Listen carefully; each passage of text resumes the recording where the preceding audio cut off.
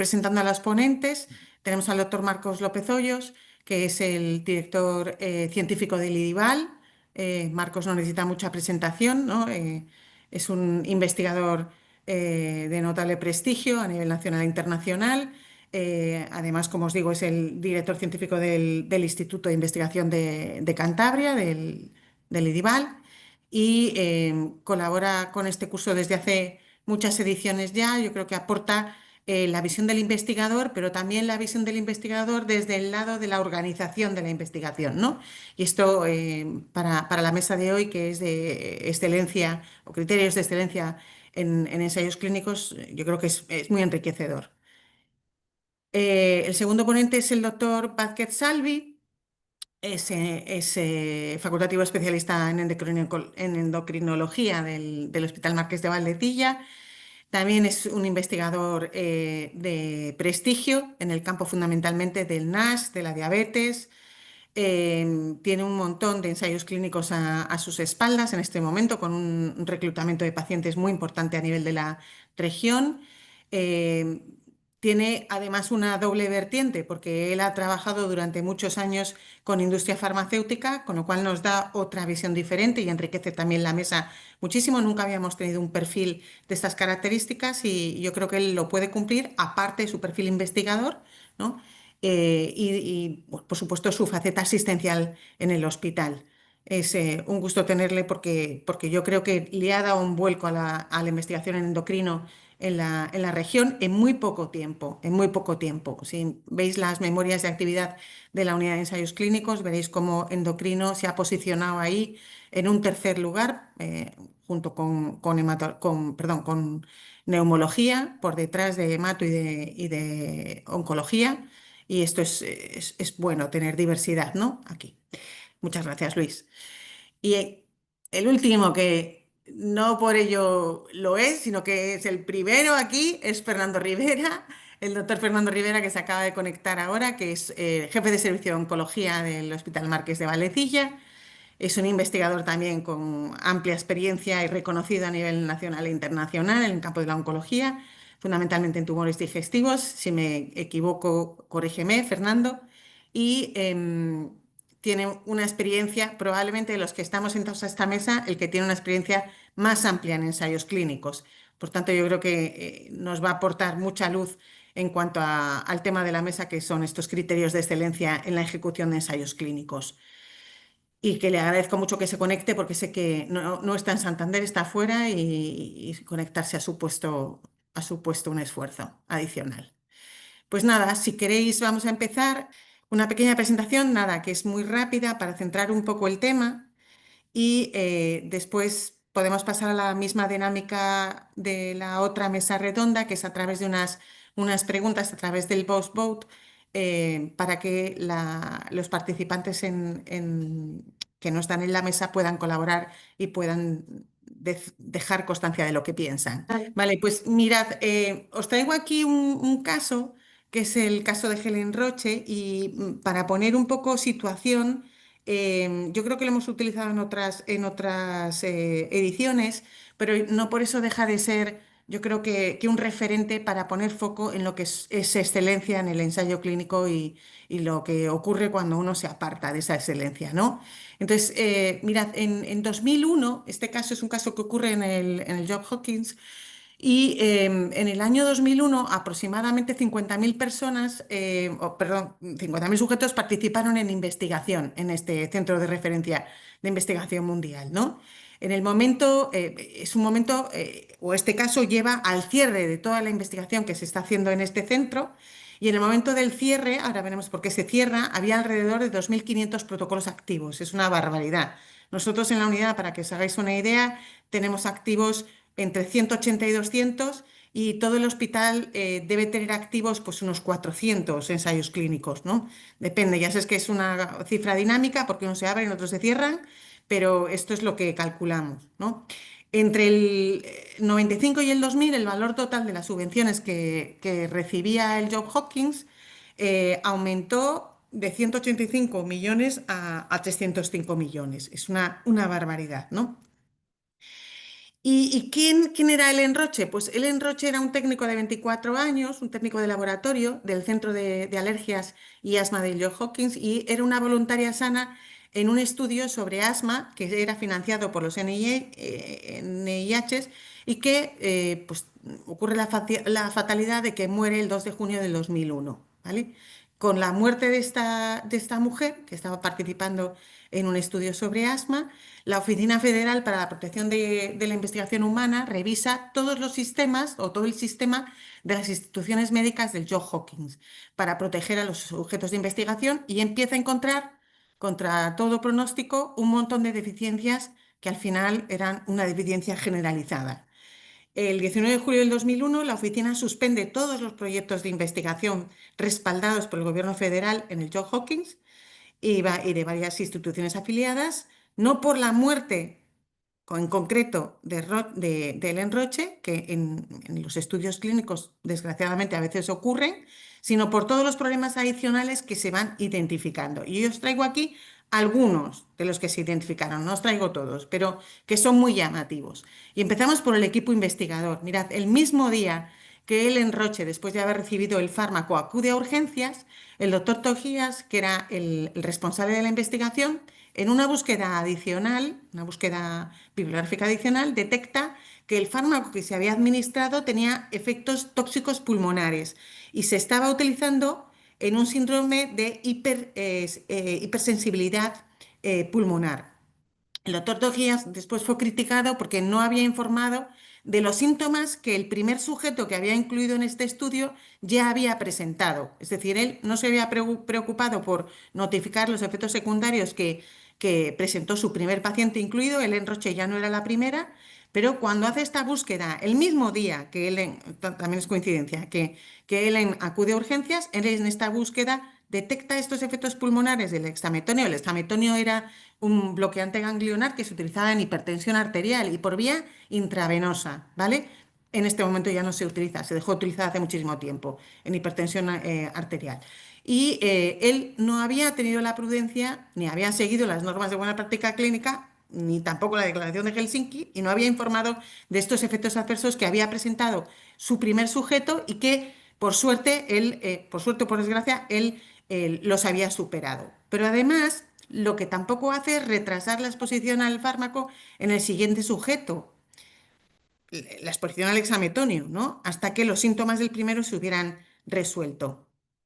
Posteriormente se detectan otra serie de problemas con el exametonio, por ejemplo, que la solución en este estudio se daba por vía inhalada y la solución inhalada que se utilizó no era estéril, ¿vale? Pero hay otras cosas que se encuentran, por ejemplo, el documento de consentimiento informado que había firmado Ellen no indicaba que el exametonio inhalado era experimental, es decir, hasta ese momento se había utilizado por otra vía. El cambio de la vía de administración ya supone que el fármaco deja de ser un fármaco autorizado en unas condiciones y se convierte en experimental. Y además no estaba aprobado por la FDA. Y se refería al exametonio como un medicamento. No era un medicamento, era un producto en investigación. Esto parece a veces que es banal, pero no es banal, ¿vale? No es lo mismo. El Comité de Ética de Investigación con Medicamentos aprueba el estudio y no requiere más evidencia de seguridad para un medicamento que no estaba aprobado por la FDA, ya que no estaba en uso clínico y su vía de administración no era la estándar.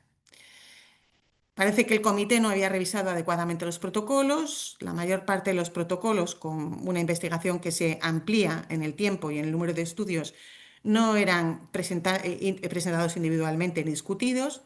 Los protocolos no eran revisados por los expertos adecuados y las actas no documentaban las discusiones que había habido durante sus reuniones. ¿Cuál es la respuesta del Johns Hopkins? Pues establecer nuevos procedimientos, como no podía ser de otra manera. Empiezan a exigir la autorización de la FDA por escrito previamente, se dedican a dar más formación para los investigadores y para los miembros del Comité de Ética de Investigación con Medicamentos, establecen otros comités de evaluación en paralelo al CEN, implican de una manera mucho más directa a la farmacia y esto genera unos incrementos en los gastos de evaluación que pasan de 1 millón a 2 millones anuales. Es decir, lo que le ponen es foco en los problemas fundamentales que habían encontrado. ¿Puede pasarnos esto hoy? Pues hombre, yo creo que esto, como muchísimas situaciones que se han ido dando a lo largo de los años en los ensayos clínicos, lo que ponen de manifiesto es que es una cadena en constante evolución que va poniendo filtros, la mayoría o casi todos dirigidos no a la calidad de los procedimientos, que también, no a la confidencialidad, que también, sino orientados a la seguridad del paciente. ¿Vale? Vale, pues si queréis, eh, mm, podemos empezar directamente con las preguntas o si queréis hacer una ronda de... Bueno, empezamos si queréis directamente con las preguntas y vamos viendo, ¿vale? Bueno, yo creo que de la historia aprendemos constantemente. Y yo creo que precisamente hoy en día el hecho de que una persona sea un participante de un ensayo clínico y muchos de ellos son pacientes que tenemos nosotros en la consulta o que tienen nuestros compañeros de atención primaria en la consulta, yo siempre pienso que más que un riesgo, realmente es una oportunidad. Y un poco con el enfoque que tú comentas ahora mismo de la seguridad del paciente siempre en primer lugar, en el ensayo clínico eso es una bandera. Y no es la primera vez que siguiendo a los pacientes, pues por la enfermedad que sea y por el fármaco y por el medicamento, el producto en experimentación que estemos en este momento utilizando, al ser exhaustivos en la solicitud, en la evaluación y la búsqueda de efectos adversos que ocurran de forma causal o no, que es independiente, no es la primera vez que detectamos otros procesos intercurrentes de una manera precoz y que podemos incluso pues, salvar la vida a un paciente porque les remitimos a lo mejor a oncología o a urología, porque estaba recordando ahora mismo el caso de una paciente que tuvo una hematuria y que, bueno, pues que probablemente fuera de una circunstancia tan estructurada como un ensayo clínico no se hubiera detectado porque no era una cosa macroscópica. O sea que yo creo que este tipo de mejoras que hacemos, yo creo que pueden ser incluso ofrecer incluso un estándar of care mejor a los participantes que el habitual. Ujú. No sé si queréis añadir algo, Marcos o Fernando, a esta visión o vuestra visión particular. Bueno, sí. Bueno, Ah, Fernando, perdón. en la No, experiencia. Marcos. No, simplemente esto en los ensayos clínicos y en muchas situaciones, y yo me refiero más ahora al campo de las vacunas, que ha sido de experiencia más reciente con la COVID y todo lo que está ocurriendo ahora de introducción de nuevas vacunas y con la tendencia que hay de los lobbies y de los grupos antivacunas, decir que en establecimiento de ensayos clínicos la seguridad es lo primero. Yo creo que, no, que tiene que quedar fuera de toda duda en toda la gente, que lo demás es el beneficio que buscamos, pero siempre ante la menor sospecha de seguridad se quita. Y mira que cuando la COVID se introdujeron vacunas de forma urgente, podríamos decir, pero podríamos pensar que incluso precipitada, pues en ningún caso. Mirad, a la menor duda que hubo con la vacuna de AstraZeneca en su momento, se retiró y se dejó de poner. Es decir, la seguridad es lo primero en todo esto y esto nunca se debe, nadie lo puede poner en duda. Y aprovecho ya en este foro para que de aquí saquemos embajadores a favor de ese mensaje, ¿no? Los ensayos clínicos no es experimentación o no, o los voluntarios de ensayos clínicos no son cobayas, que a veces te lo dicen y lo comentan así, incluso cuando hacen estudios observacionales, sino que la seguridad manda y la información que vamos a obtener de todo esto es totalmente relevante. Simplemente eso. Sí, no, yo abundo en lo mismo. La seguridad se cuida muchísimo, tanto a nivel de cada paciente, bueno, los mecanismos, las maniobras diagnósticas, los protocolos de qué se hacen, son exhaustivos, todo se comunica rápidamente, cuando un efecto es severo adverso hay que comunicarlo en unas 24 horas, se exprime la información del paciente hasta todo lo que científicamente hoy día podemos. A nivel macro de los estudios tenemos continuas reuniones del comité de seguimiento del estudio. Cualquier problema de seguridad se para el estudio hasta que no se ve qué pasa, no se sigue y además debe ser así. Yo creo que esto a veces hace que el trabajo que implica un ensayo clínico a todos es mucho, pero garantiza, creo que totalmente la seguridad del paciente y no debe ser no puede ser de otra manera. O sea que yo creo que sí, que es así y que sí que hay que tranquilizar un poco a la población de que ojalá en la práctica diaria hubieran mecanismos de seguridad tan implantados como los que hay en los ensayos clínicos. No digo que en la práctica diaria las cosas se hagan mal, pero no hay tanto control de seguridad, y luego en el ensayo clínico está todo muy controlado. Yo creo que estos últimos 20 años, esto ocurrió en 2001, han servido para poner todavía más foco, ¿no? Que decir que ya veníamos de una regulación y sin embargo ahí la regulación falló. Pero bueno, la europea también se caracteriza, como dice Lucía bien, en el foco, que decir, las últimas directrices europeas se han focalizado muchísimo más en esto. Muy bien, pues si queréis vamos a las preguntas. La primera pregunta que traigo a la mesa es ¿cuáles de los siguientes aspectos son importantes para la excelencia de los ensayos clínicos? O sea, vamos a intentar ir perfilándolos poquito a poco con las respuestas que vayáis dando y lo que pueda opinar los oyentes a través del chat, ¿vale? Entonces, las posibles respuestas de respuesta múltiple puede ser la gestión. Esto es que no he podido borrar la respuesta anterior, pero bueno, los vamos a quitar de aquí, ¿vale? Tenéis que elegir entre la gestión administrativa, el reclutamiento de pacientes, la experiencia del investigador o las estructuras de soporte. Para votar, tenéis que entrar en este link que está aquí abajo, el live.boxvote.com, y os va a pedir un PIN, que es este que tenéis aquí, 51 58 6, ¿vale? Yo abro ya la votación. Vale, unos segundos más y os cierro a ver qué respondéis.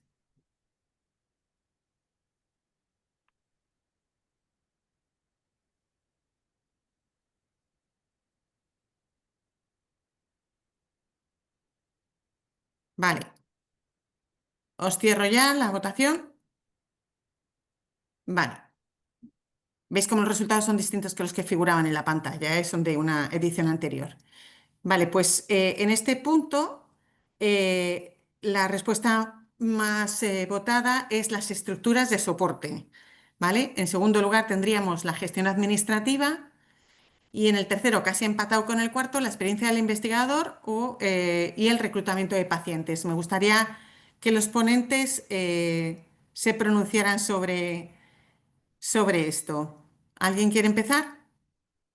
Bueno, yo veo la gestión administrativa y las estructuras de soporte podrían ser, en cierto modo, se podrían solapar o no, porque al fin, quiero decir, la gestión administrativa es parte del soporte del ensayo, ¿no? Supongo. No es la estructura de la unidad de ensayos clínicos, no es la estructura, pero están muy relacionadas, entiendo. Que son los dos puntos más votados, no sé. Sí, no sé. ¿Qué pensáis los investigadores con respecto a la experiencia del investigador? A Hablo yo. ver, ah, Sí, bueno, a mí me llama la atención lo igualadas que están las cuatro opciones y es que yo creo que nuestro auditorio es sabio. Sí. Yo creo que realmente hace falta un equilibrio de todas esas patas para tener un banco estable y que funcione. Em, Sin una gestión ágil, los promotores, bueno, tanto en una comunicación fluida, promotores, contratos, comités de ética, unidad de ensayos, yo creo que eso sería muy complejo. Hace falta sin una estructura es imposible. Yo creo que sale ahí 93% como un poco máximo, comentaba Marcos ahora.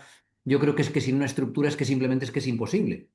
Pero desde luego, sin un investigador que realmente sepa un poquito, darle un poquito de iniciativa a los estudios, sepa traerlos, sepa llevarlos y sepa cómo se reclutan, realmente para mí son las cuatro patas de un banco. Y desde luego, sin estructura de soporte es simplemente imposible. Y sin los demás sería un éxito bajo. bueno, yo estoy totalmente de acuerdo con lo que acaba de decir Luis Alberto. Yo creo que los cuatro son necesarios. De hecho, si sale 100% los cuatro, pues muy bien.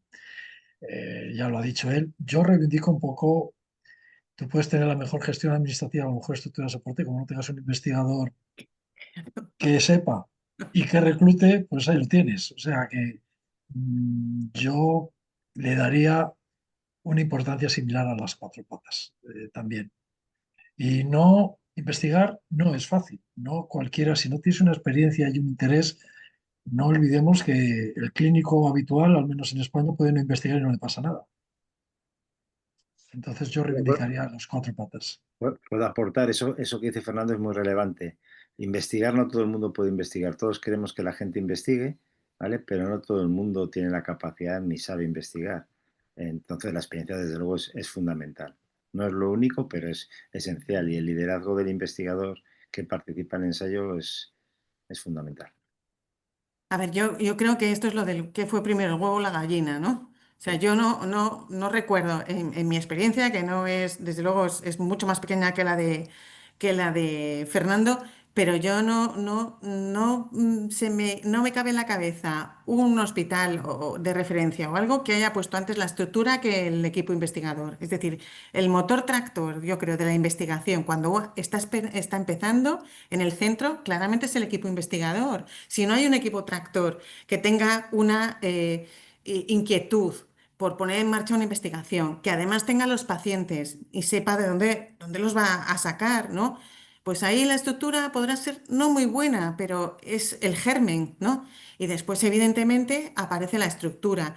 Que luego la estructura se convierta en motor tractor porque facilita las cosas, pues vale, pero yo creo entonces, sí, que estoy de acuerdo en que las cuatro son importantes, pero sin un equipo investigador que tenga esa inquietud y que tenga los pacientes, es muy difícil que aparezca investigación, creo yo. Y tiro piedras contra mí, ¿eh? Que no.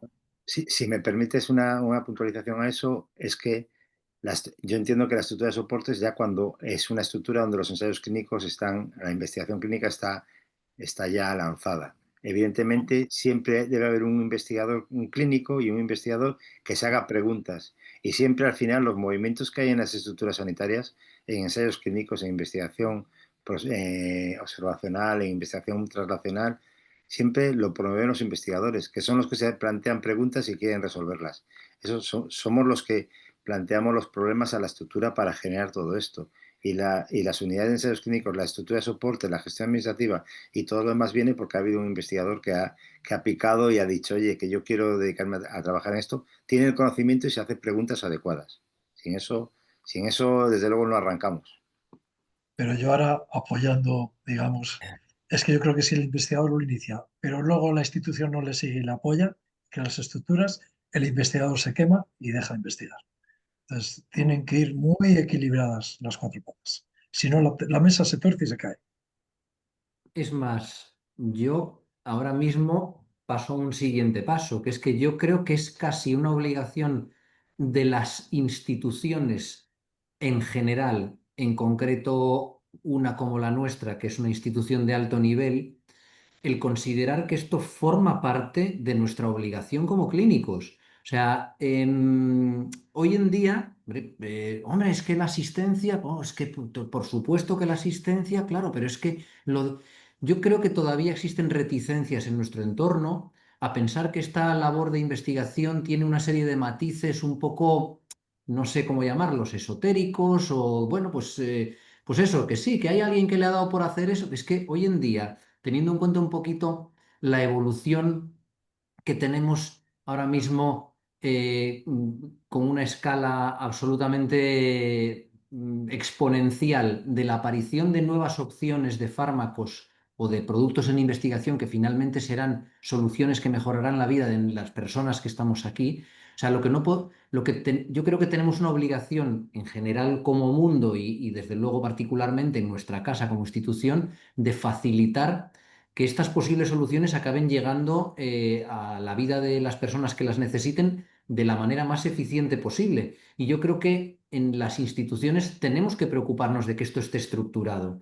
Y un poco intentando conciliar vuestra postura, Fernando, Marcos, Blanca, probablemente la institución tenga que asegurarse que en cada servicio haya una parte que se dedique también a la investigación de una manera estructurada, que no dependa de la voluntariedad de los clínicos, que el clínico no se tenga que quemar porque no tiene en su entorno a alguien que no le haga caso, que la institución no diga, ah, bueno, pues que es como no hay equipo investigador, pues no investigamos. No lo sé, yo creo que forma parte de nuestra obligación hoy en día, igual que tenemos la docencia, que tenemos la asistencia, Yo creo que tenemos que tener a la investigación estructurada y un poquito en nuestra cabeza y sin ideas preconcebidas de que esto es algo, pues como raro, no lo sé. ¿Me permites, Luis? En este sentido, nosotros como facultativos, todo el que sea facultativo del sistema de salud está obligado a esa vertiente, está obligado a la vertiente asistencial, docente, investigadora e incluso de gestión y participar en grupos. Eso se incluye en la carrera profesional, como bien sabéis, pero es que es una parte de nuestro contrato. Otra cosa diferente, yo que soy un defensor arduo de la investigación de todo tipo, no solo de ensayo clínico o investigación clínica como llamáis, sino todo la investigación. Yo lo llamo ensayo clínico porque la investigación clínica la considero otras muchas más, no solo la del ensayo, ¿vale? Creo que en un centro como por ejemplo en un entorno nuestro, en el Servicio Cántabro Salud y en concreto en Valdecilla, la gente tiene que favorecer la investigación, pero pienso que no todos los servicios deben investigar, porque como he dicho antes, hay que saber investigar. Y cuando sales a competir fuera y te pones a competir, la gente piensa que sabe investigar, pero la gente cuando compite después le dan palos y no lo admite, porque la investigación es muy competitiva, también en ensayos clínicos, vosotros lo sabéis. El ser capaz de conseguir que una empresa, una gran farma te venga y te apoye tu ensayo en tu centro y te apoye y te deje participar es muy competitivo también. Y eso no todo el mundo está preparado. Lo que sí pido a todo el sistema, yo siempre pido al sistema, es que respete y valore la gente que investigue y que se quiten los falsos bulos de que investiga por su currículum, investiga porque así se escaquea de la clínica. Esos son mensajes que yo siempre que estoy en cualquier foro intento quitar porque creo que son perniciosos, ¿vale? Pero investigar, sí, pero no todo el mundo debe investigar. Ojo, con esto no estoy diciendo que pasemos, los que han decidido que no investiguen, que pasen, ¿vale? Tenemos que favorecer y promocionar que todo el que quiera investigar, investigue, pero siempre también dándole las herramientas para que aprenda, para que sepa investigar, que no es nada fácil. Esta mañana, si me permitís, en la sesión general que la daba el doctor Ocio, yo creo que dijo una cosa que pone las cosas en su sitio, ¿no? Él dijo que, bueno, presentó los resultados de los ensayos clínicos que estaban haciendo, los que han sido más pivotales, y después dijo una cosa que a mí me pareció que es así, ¿no? Marcos dice efectivamente que si tú eres un facultativo especialista del Hospital Marqués de Valdecilla, como hospital de tercer nivel tienes que cumplir las tres facetas. Pero él dijo una cosa muy clara, dijo, es que no todos nos dedicamos a esto. Hay gente que hace, y dijo una cosa muy curiosa, lo que dijo ahí, hay gente en el servicio que se dedica al churrerío, que son los hemogramas, las coagulaciones, no sé qué, pero también cumple su papel, porque estos están permitiendo que la investigación se esté llevando a cabo. Pero es que además la asistencia es una pata muy importante y efectivamente si todos nos dedicáramos a investigación, pues a lo mejor, es que a lo mejor necesitamos gente que haga más asistencia, gente que haga más investigación y todos confluyamos, ¿no? Y nos beneficiemos de las distintas tareas que estamos llevando a cabo cada uno en nuestro servicio. En mi servicio hay gente que está en la unidad de ensayos clínicos y que está ejecutando, que a veces es investigador principal y que otras veces es subinvestigador y otras veces es simplemente coordinador. Pero hay gente que no está dedicada a los ensayos clínicos y cumple un papel fundamental en el trasplante, en los trasplantes, en muchas otras, ¿no?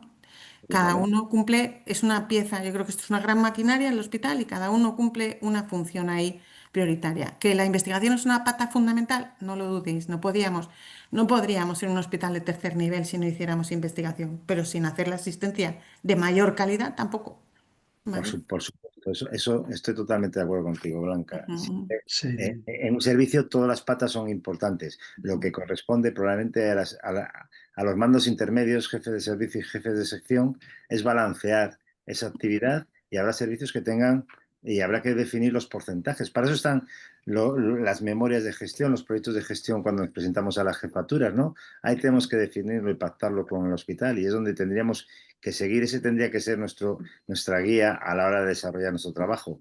Pero es cierto que se nos olvida. Y hay servicios que se han dedicado al churrerío o a la asistencia y no y han digamos menosprecian entre comillas la parte de hacer investigación o incluso la parte de hacer docencia, igual que hay servicios que piensan que la investigación es todo y no es así en ningún caso, ¿vale? Hay que hacer un equilibrio. Pero hay una máxima que yo creo que se cumple. Aquel servicio que se ha acostumbrado a investigar hace mejor asistencia porque te obliga, vosotros sabéis, el ensayo clínico te obliga a una manera de funcionar muy estricta, que solo aplicas a la asistencia y se nota. Y los rankings en el mundo de los mejores hospitales y los mejores servicios de más fama a nivel asistencial son los que hacen investigación. Y eso es así. En un entorno como Valdecilla yo creo que es algo que tenemos que seguir defendiendo. Sí, bueno, yo quiero abundar en lo mismo, estoy totalmente de acuerdo. Realmente el ensayo clínico no solo testa la maniobra concreta que se está estudiando, al final es una patología, un paciente, muchos profesionales involucrados en su cuidado y si falla el entorno, si falla el hospital, el ensayo clínico no es posible. O sea, no puedes hacer un ensayo clínico si no te acompaña todo un hospital que tiene calidad. De hecho, creo que al final los ensayos clínicos que se escogen por las farmas son en parte por el equipo investigador concreto, pero en gran parte, desde luego, por todo el hospital que acompaña. En cuanto a que tiene que ser, bueno, por ejemplo, ahora estamos en el mundo del cáncer, en toda Europa estamos inmersos en el proceso de la acreditación EUNECCC, que va a definir centros integrales de cáncer en toda Europa. Y dentro de las 7 grandes categorías hay dos, una es investigación, pero hay otra que es integración de la investigación y la asistencia. Concibe la investigación como un todo indisoluble con la asistencia. La asistencia mejora con la investigación mejora si hay buena asistencia y tenemos que desarrollarlo todo en bloque. No son mundos separados, son mundos que deben de crecer juntos. Pues yo creo que acabas de dar una de las claves de la excelencia en los ensayos clínicos, la integración de la asistencia con la investigación. Yo creo que eso es lo que va de la mano y es uno de los estándares. Después tenemos los estándares de calidad que pone el decálogo de Farmaindustria, que hizo, bueno, que publicó hace unos años, y este es uno de los puntos, ¿no? La integración, claramente. Bueno, redunda un poco, pero yo creo que nos va a ayudar a centrar otra vez el tema, ¿vale? Aquí lo que pregunta es cuáles son las principales barreras para realizar ensayos clínicos de calidad en el centro, es decir, es la pregunta desde el otro lado, ¿no? Regulatorias, de soporte, de tiempo, de expertise. Bueno, pues es darle un poco la vuelta a la pregunta, pero redunda un poco. Abro el tiempo de votación, cerramos y a ver qué sale. Vale, pues aquí parece que la mayoría se decanta en cuanto al tiempo. Es decir, la principal barrera para realizar ensayos clínicos de calidad en un centro sería el tiempo. Claro, VoxBot es un poco inflexible y no nos deja, no podemos saber cuando hablamos de tiempo a qué nos referimos, ¿vale? Quizá nosotros podamos perfilarlo. Estarían empatadas las barreras regulatorias y de expertise de los equipos y un poquito más abajo, pero prácticamente también empatada, el soporte. No sé qué pensáis de esto. Pues que siempre nos quejamos en investigación del tiempo, que estamos saturados y que no nos da la vida, ¿no? Es lo que se dice siempre cuando quieres enganchar a la gente, es que no tengo, y cuando quieres buscar agendas sin encontrar a gente tampoco. Es cierto, pero también es cierto que a veces malgastamos el tiempo en cosas que igual no tienen tanto valor y tendríamos que aprender a priorizar, ¿vale? Antes tú has dicho lo que comentó esta mañana Ocio de la churrería. A veces nos dedicamos mucho a la churrería y poco a lo que es el restaurante de 3 estrellas. Y tenemos que dedicarnos un poquitín a veces a emplear ese tiempo, que a veces es más incómodo, porque la churrería es más fácil, es el día a día, lo haces más automatizado. Y cuando decimos que no tenemos tiempo, que es cierto, porque cada día tenemos que rellenar nuestras más cosas, hacer nuestras más cosas, pero también es cierto que a veces no priorizamos bien nuestros momentos, nuestro tiempo y tendríamos que hacer un estudio de introspección a ver si realmente aprovechamos el tiempo que tenemos de forma adecuada. Antes de que sigáis, me gustaría preguntarle dirigido a Luis Vázquez Salvi, ¿vale? Para ver si coincide con lo mío. Luis, ¿tú tienes más o menos computadas cuántas horas le dedicas a la preparación o a la preparación antes de empezar el ensayo? O sea, tiempos de entrenamiento, activar las plataformas, de todo esto. Y también se la pregunto a Fernando, ¿eh? ¿Tenéis computado más o menos el tiempo que os puede llevar de preparación antes del inicio del ensayo? Nosotros hacemos una previsión, pero es cierto que al final o sea, tenemos que hacer siempre una previsión que se nos queda muy cortita. porque siempre surgen problemas que muchas veces no puedes sospechar el por qué ocurren, pero sabes que ocurren, de retrasos. O sea, para empezar, solamente todas las previsiones de activación de un centro, de first patient visit, de problemas regulatorios, acaban siempre retrasándose en general. Cuando quieres valorar un tiempo de prereclutamiento para de vez en cuando en ensayos en los que tú crees que a lo mejor hay una cierta dificultad para encontrar a los pacientes, al final acaba siendo mucho más tiempo del que tú has previsto. Incluso en aquellos ensayos en los que piensas que a lo mejor eso es fácil, no es tan fácil. Em, He desistido muchas veces de intentar computar ese tiempo porque al final siempre se queda escaso y siempre y al final es muy difícil a priori saber el tiempo que estamos gastando, que al final empleamos. O sea que me es complicado hacerlo y muchas veces lo que intentamos es tener los recursos con un poco de tiempo extra porque sabemos que lo vamos a necesitar. O sea que no es fácil. Y un poco aprovechando tu pregunta, Blanca, en relación con la votación de la pregunta que has expuesto ahí, el expertise se puede acabar encontrando bueno, hombre, desde luego, antes lo comentabas tú, ¿no? Sin un equipo investigador, pues es imposible seguir adelante. Pero bueno, se supone que es tarea de las instituciones el encontrar ese equipo investigador o el facilitar que ese equipo investigador, pues facilitarle su tarea y pueda participar. A partir de la situación regulatoria tenemos que adaptarnos todos a ella y forma un poco parte de esta dificultad a veces de prever el tiempo que vamos a tener que utilizar. Antes comentabas, Marcos, el tema del tiempo y que a veces lo utilizamos de una manera excesivamente churrera, siguiendo la terminología ocio. Pero hay una cosa que yo tengo una gran queja aquí en esta situación. Comentabais antes, es un marcador de calidad la integración entre asistencia e investigación. ¿Qué es lo que ha pasado en el tema del apoyo administrativo entre la antigua situación antes de la informática y ahora?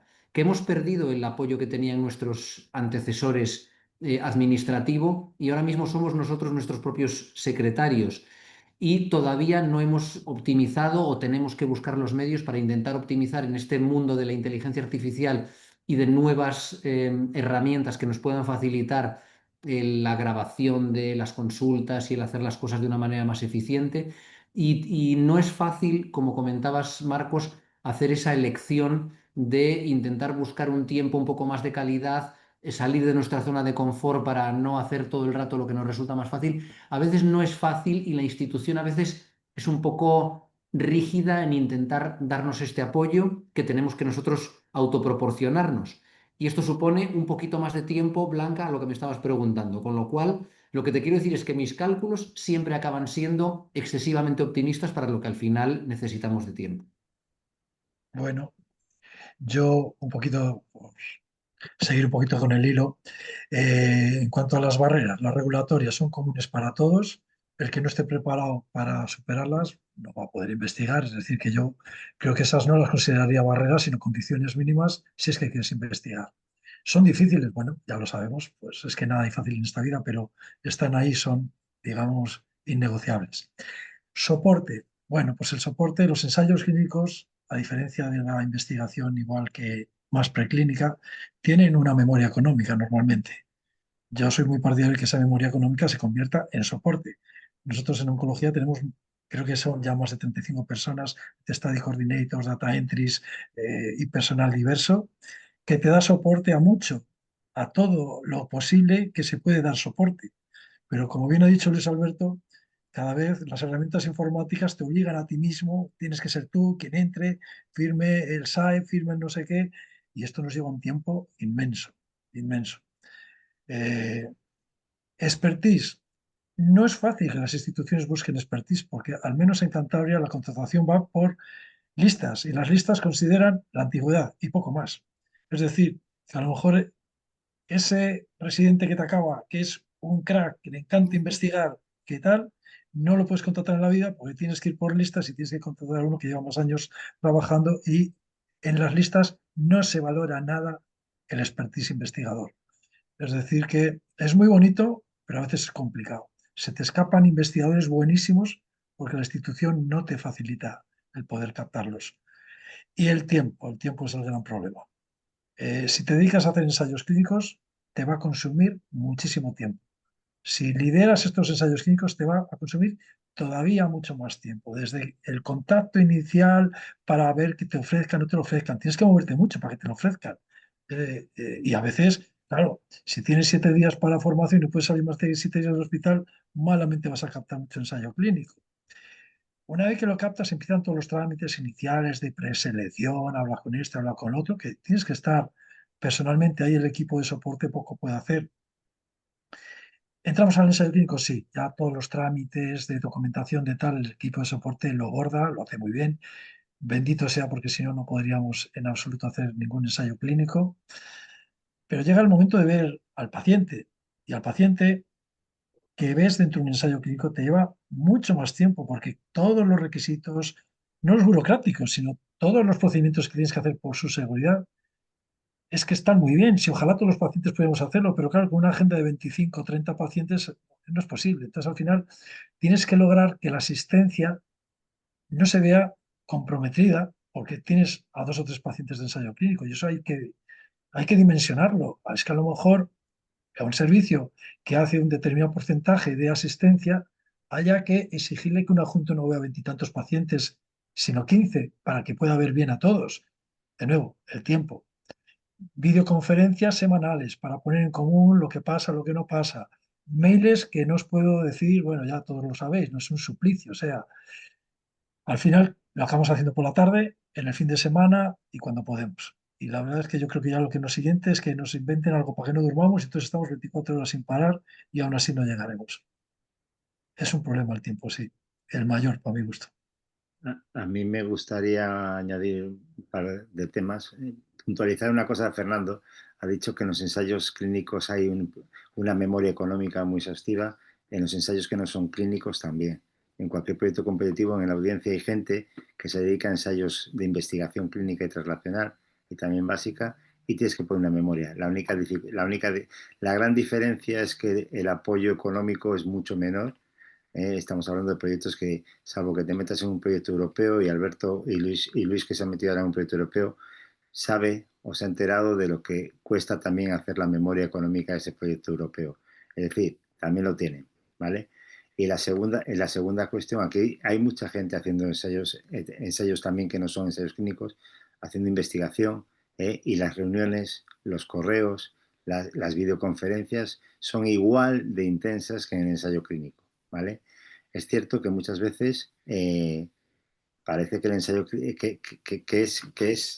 que la parte de investigación, pues, es que yo quiero romper quiero sacar este debate, porque a veces parece que la investigación que hacemos más translacional, más básica, no basada en ensayo clínico, es más una investigación de amor al deporte o de algo así, y es una investigación en la que estamos trabajando como un ensayo clínico. Evidentemente no ponemos un medicamento que va a suponer un problema para el paciente, pero a veces tenemos hallazgos que son relevantes para la asistencia al paciente. Os pongo el ejemplo de Cohorte Cantabria. En Cohorte Cantabria, que no es una cohorte de asistencial, estamos encontrando casos nuevos de enfermedades que estamos remitiendo y está suponiendo un beneficio para el sistema y para el paciente, ¿vale? Entonces eso es importante. Y luego la otra cuestión que hay en todo el ensayo clínico hay bueno, eso no sé si estará en las preguntas que tiene Blanca preparadas, pero hay una cosa que a mí me gustaría en los ensayos clínicos y que siempre echo de menos, pero probablemente porque están regulados por las farmas, pero a mí me gustaría en el entorno de ensayos clínicos first in human, de fases muy precoces, el poder negociar que los investigadores de mi centro que hacen ensayos clínicos pudieran conseguir de las farmas que en entornos de ese ensayo pudiéramos investigar otras cosas adicionales de interés académico, digamos académico, pero que es también dentro del ensayo y que muchas veces estamos capados. Yo lo digo porque en nuestro entorno he estado alrededor de algún ensayo que me habría gustado meter la baza para emplear algún biomarcador, algún marcador biológico que ayudara a monitorizar estas enfermedades y no hemos podido, ¿vale? Entonces, Sí, sí, bueno, quiero matizar que, bueno, yo me refiero al ensayo clínico porque era la pregunta, pero esto lo hago extensible desde luego a toda la investigación, que además es verdad que la translacional, la básica, muchas veces no está bien dotada y hay que hacer todavía más encaje de bolillos para poder hacerla bien, con lo cual, luego tiene un mérito inmenso. El tema de poder meter dentro de los ensayos clínicos promovidos por la farma, bueno, primero hay muchos ensayos clínicos promovidos por grupos cooperativos, promovidos, digamos, por entes públicos, que tienen una importancia inmensa que tenemos que mimar y que de hecho muchas veces, digamos, la financiación de los promovidos por la farma nos permite realizar los otros ensayos que no financia nadie y también nos permite ayudar a financiar proyectos translacionales, básicos y tal, y así debe ser.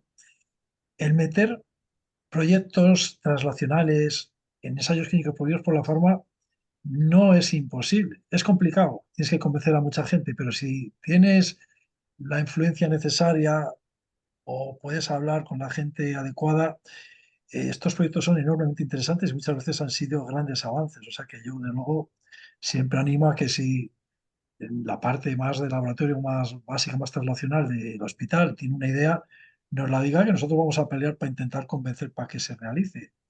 A veces podemos, a veces no, pero desde luego podemos bastante. O sea que se pueden llevar ideas, ¿eh? Hay muchos avances que han venido a pues iniciativa de investigadores. ese es un punto, ¿vale? Es un punto ahora en terapias como las que ha presentado esta mañana Enrique Off y demás. Siempre tenemos muestras que son muy interesantes, son proyectos en los que muchas veces los biomarcadores no se plantean en ese ensayo, ¿vale? Y yo como persona de laboratorio siempre me gustaría poder meter la mano en ese tipo de estudios y poder colaborar con vosotros para poder mirar otras cosas. Sí, yo creo que ahí lo que marca el punto es, como ha dicho Fernando, ¿no? Los ensayos promovidos por grupos cooperativos que, quieras o no, al final prácticamente en el 100% de los casos llevan a la industria farmacéutica detrás porque ponen los fármacos. Otra cosa es que luego tú tengas tu diseño y el compromiso con la industria farmacéutica es simplemente que le pueda interesar ese diseño y lo que pueda salir de ahí. Y ahí es donde los investigadores que no son investigadores de ensayos clínicos tienen que contactar con los investigadores que son los PIs de los ensayos clínicos y hacer algo en común, ¿no? Yo creo que esa es la vía, porque intentar hacer cosas, yo, bueno, por lo menos nosotros, la experiencia de Fernando, insisto, es muchísimo más larga que la nuestra, pero nosotros en aquellos ensayos que están predefinidos, bien cerrados de industria farmacéutica, como tú no hayas metido la cuchara de inicio con tu idea, y eso supone, como dice Fernando, un acceso a la parte alta de la cúpula, pues cuando ya está abierto, el intentar hacer cualquier otra cosa supone la conformidad del promotor, la conformidad de la Agencia Española del Medicamento o de la Europea, por la que se haya aprobado, la conformidad del CEIM, es decir, es volver a entrar en el circuito y hacer una adenda a ese protocolo que ya está establecido. Eso es súper complicado. Y luego, pues supongo que todos los acuerdos económicos y de producción científica, etcétera, que se tienen que establecer en paralelo, ¿vale? Bueno, una cosa que me gustaría, y además meto en el lío a Lucía, porque nosotros sí que tenemos computado, ¿eh? Y lo nuestro es ejecución, no estoy hablando como equipo investigador, sino como equipo también de soporte. Y nosotros tenemos establecido más o menos, bueno, hemos hecho un cálculo que por cada uno de los ensayos, claro, evidentemente las fases más tempranas llevan muchísimo más tiempo de preparación y de formación que las más avanzadas, pero tenemos una media de preparación antes de la visita de inicio de unas 10 horas computadas por ensayo clínico que abrimos. Eso significa que si en un año tú abres 74 ensayos, son 740 horas dedicadas al estudio y preparación de lo básico para iniciar el ensayo. Fenomenal. Pues si no queréis aportar nada más con respecto a esto, vamos a pasar a otra que también tiene relación con los tiempos, pero en un entorno muy concreto y que también os afecta a todos, ¿vale? En este caso es el tiempo de firma de contrato. Lo que dice es, pregunta si tiene relevancia o no la tiene, ¿vale? No tiene relevancia, es importante como criterio de gestión excelente, puede condicionar la capacidad de reclutamiento o depende en buena medida del investigador, ¿vale? No le hagáis caso a lo que está en la pantalla, que es que no soy capaz de borrarlo, ¿vale? Os abro el tiempo para que elijáis. También es de respuesta múltiple. Podéis elegir una o varias en relación a lo que supone el tiempo de firma del contrato. Vale, os lo cierro. Bueno, pues prácticamente. Bueno, a ver que lo minimizo esto. El 86% dice que puede condicionar la capacidad de reclutamiento. La siguiente respuesta en orden de prioridades es que es importante como criterio de gestión excelente. En un 25% que depende en buena medida del investigador. Yo creo que todas estas respuestas están atendiendo a lo que hemos hablado estos días. Yo lo veo, no sé si todos habéis estado en todas, pero yo aquí lo veo reflejado claramente. Y la última es que no tiene relevancia. Y esto, por esta puerta, apuesta un 2,3%. Y yo le pregunto a los ponentes de la mesa si creen que el tiempo de firma del contrato tiene o no tiene relevancia. Después ya cada uno que dé su opinión sobre el resto, pero me gustaría saber qué pensáis vosotros en la mesa sobre que esta respuesta de que el tiempo de firma de contrato no tiene relevancia. No estoy de acuerdo con eso. Tiene mucha relevancia. Vamos, tiene muchísimo. Es uno de los indicadores principales que utilizan los promotores para abrir o no abrir un centro.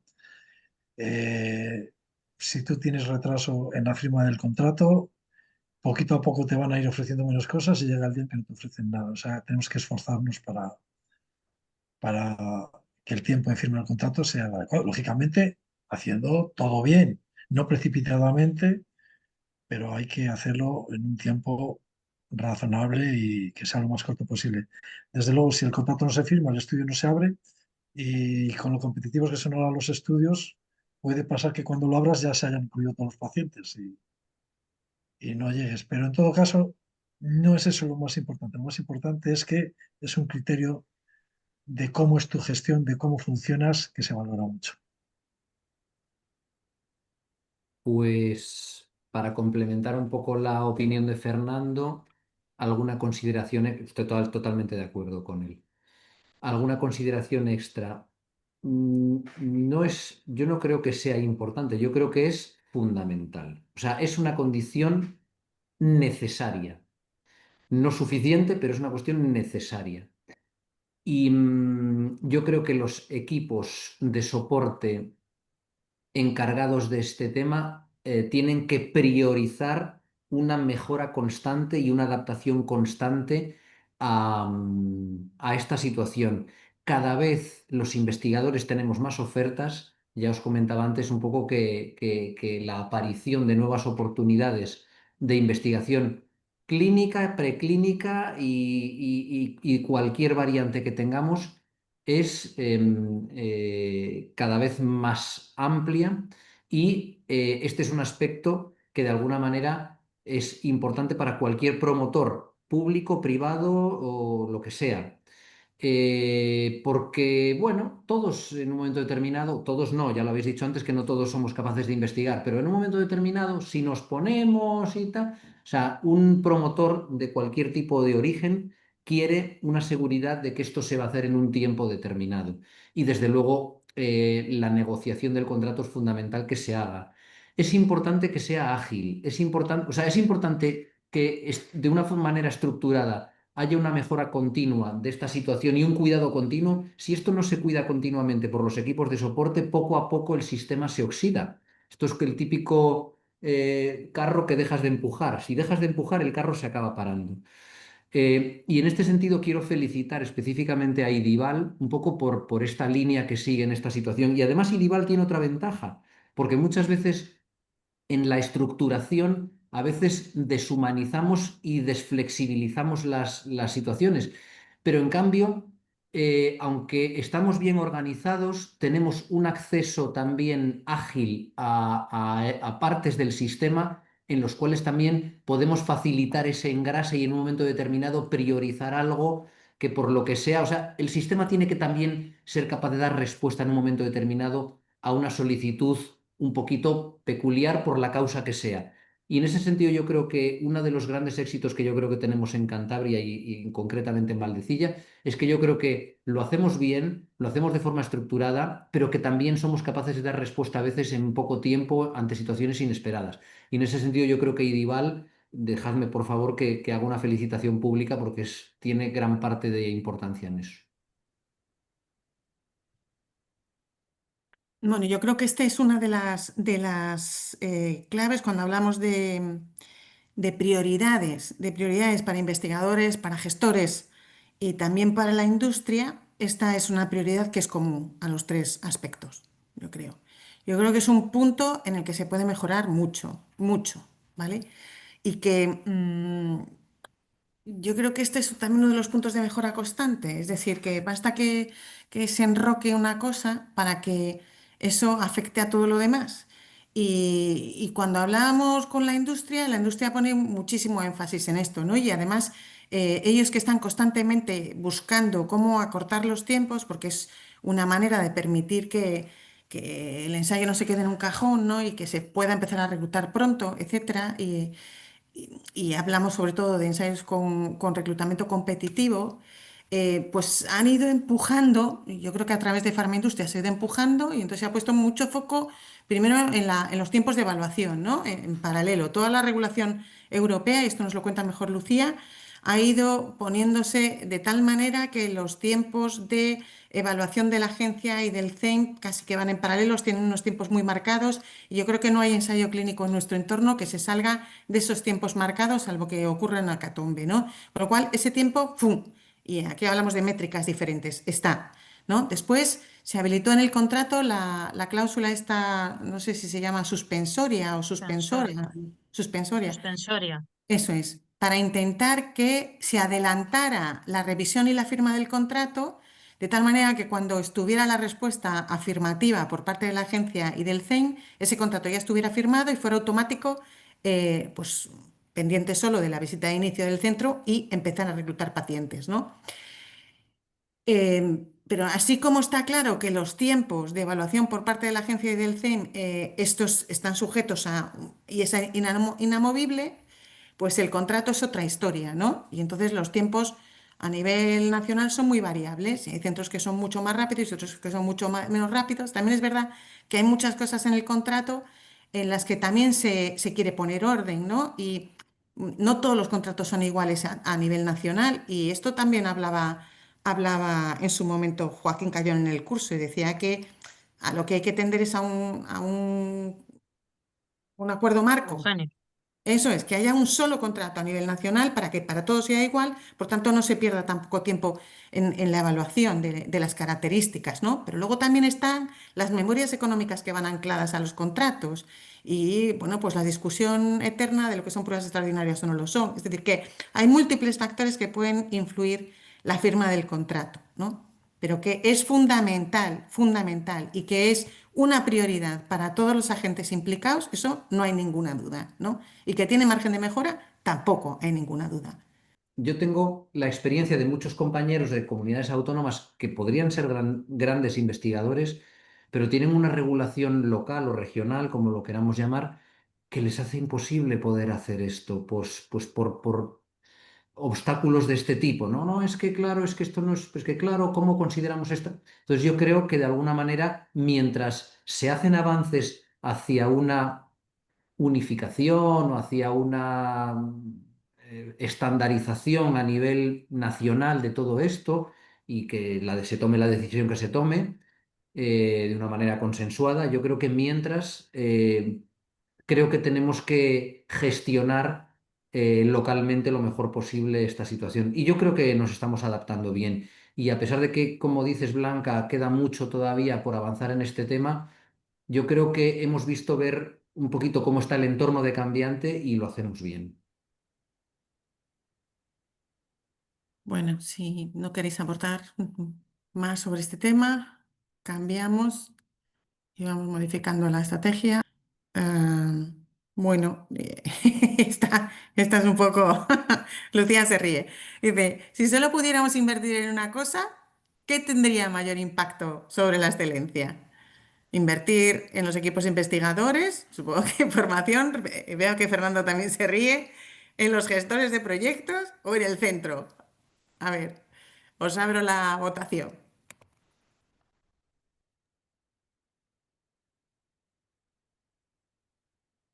Muy mal. Bueno, Habría que invertir en ladrillo, que es lo que más produce. Pues bueno, cada, pues apuestan por vosotros, ¿eh? El cada uno 68,2.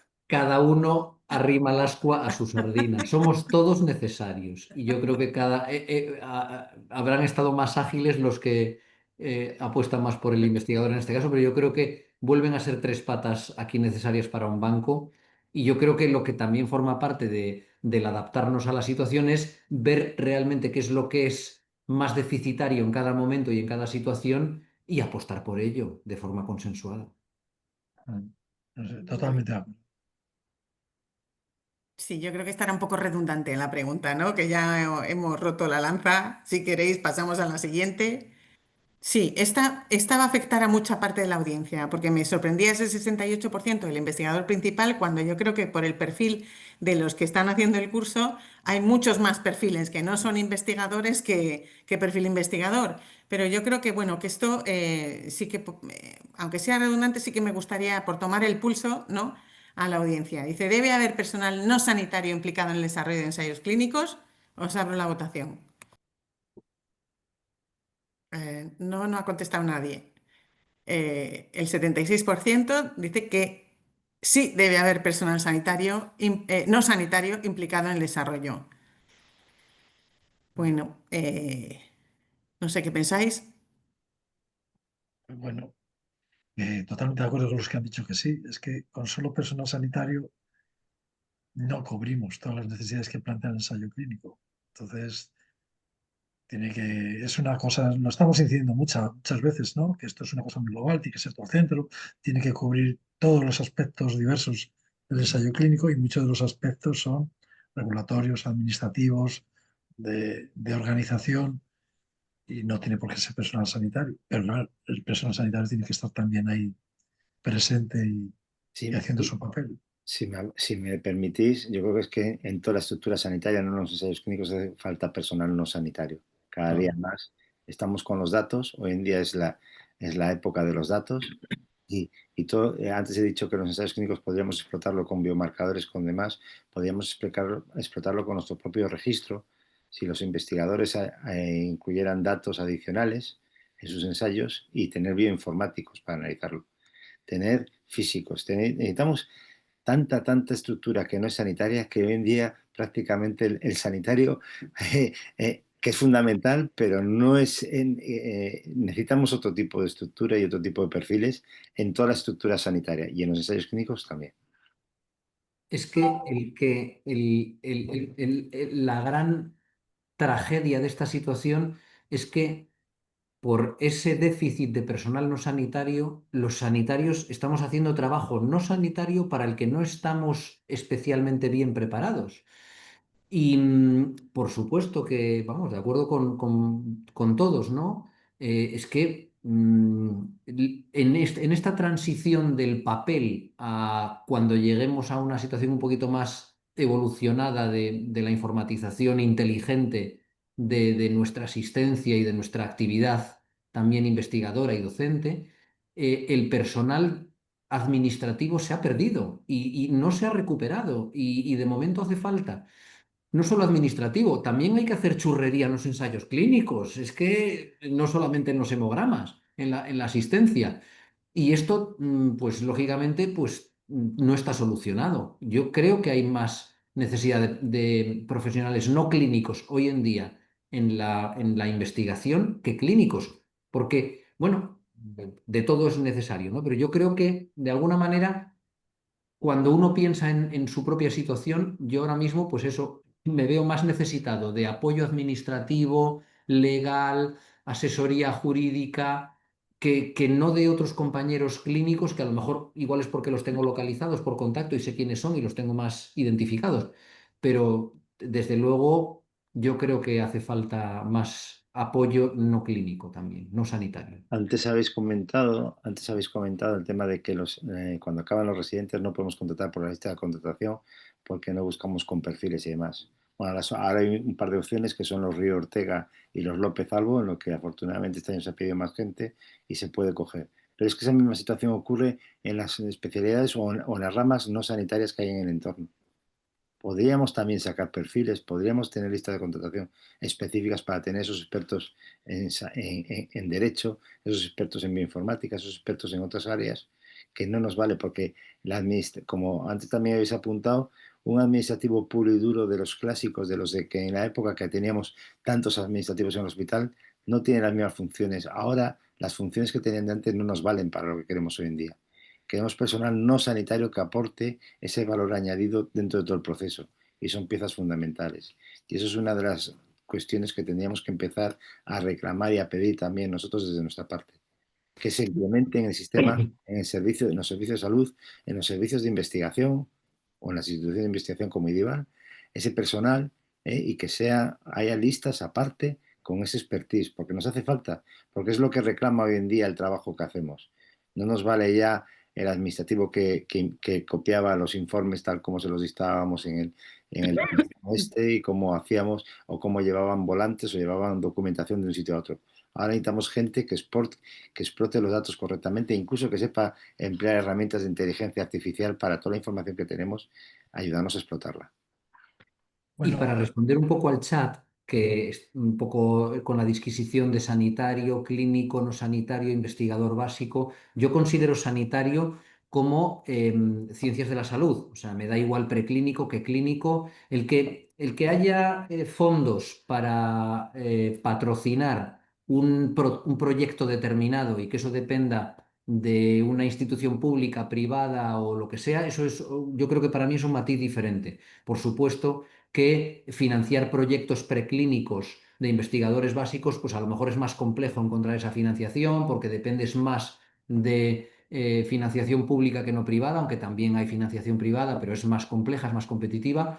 Yo para mí eso es una discusión diferente. Por supuesto que estoy de acuerdo en que los proyectos de investigación tienen que ser clínicos y preclínicos y básicos, pero para mí yo considero personal sanitario, o sea, en sentido amplio de ciencias de la salud, a todos los que nos dedicamos un poco a intentar pensar y llevar a cabo un proyecto de investigación. Y considero no sanitario a esto de lo que está hablando Marcos ahora mismo. bueno, yo un poquito lo que querría es poner de relieve que la contratación, o sea, el tener personal no sanitario en ensayos clínicos y en investigación en general, es muy difícil en un hospital. No sé, es complicadísimo contratar un biólogo, un bioestadístico, no existen esas figuras. Incluso habéis planteado asesoramiento jurídico, pues si se saca una plaza y lo que quieres es ser un experto en derecho, pues a lo mejor hay que mezclar en la convocatoria con ingenieros y con otros licenciados.